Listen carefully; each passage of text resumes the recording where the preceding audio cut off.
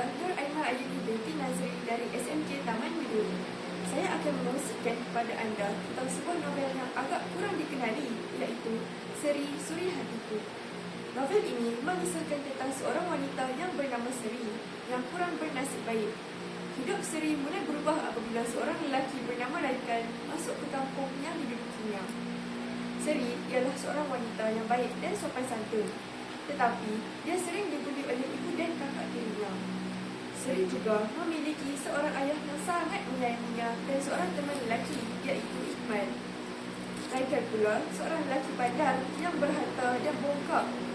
Dia terpaksa berpindah ke kampung dan kembali ke pangkul keluarganya kerana mereka telah jatuh miskin.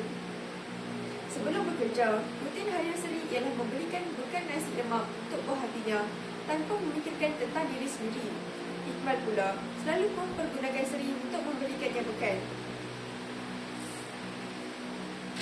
Malamnya, ibu Iqmal tidak suka dengan Seri dan mengahwinkan Iqmal dengan kakak tiri Seri, Aifah.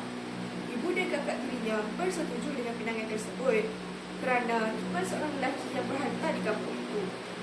Seri yang patah hati tidak mampu berkata-kata dan akur sahaja dengan pinangan tersebut.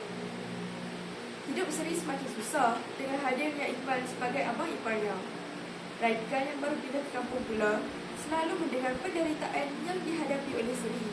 Lama-kelamaan, perangai Raikal yang dulunya bongkak perlahan-lahan berubah sejak perkenalan dengan Seri. Tidak lama kemudian, Raikal memutuskan untuk berkahwin dengan Seri. Ibu dan kakak tirinya tidak berkata buruk tentang mereka.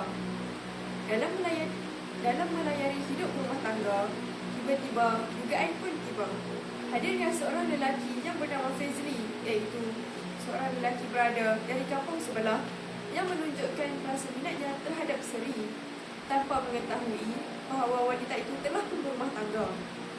Raikal berasa dirinya tidak sempurna dan tidak boleh memberikan kebahagiaan kepada Seri kerana keadaan dirinya yang sudah menjadi bapa kedana. Walau bagaimanapun, Seri tetap setia berada di sisi Raikal kerana Raikal seorang yang gigih bekerja untuk membahagiakan isterinya. Ibu dan bapa Raikal pun senang melihat anak mereka yang berusaha keras sejak berumah tangga dan menjadi lebih bertanggungjawab. Lama-kelamaan, bapa Raikal pun membongkar satu kebenaran yang mengejutkan. Ibu dan bapa Raikal telah bercadang untuk berpura-pura jatuh miskin untuk mengubah sikap anaknya yang tidak tahu diri.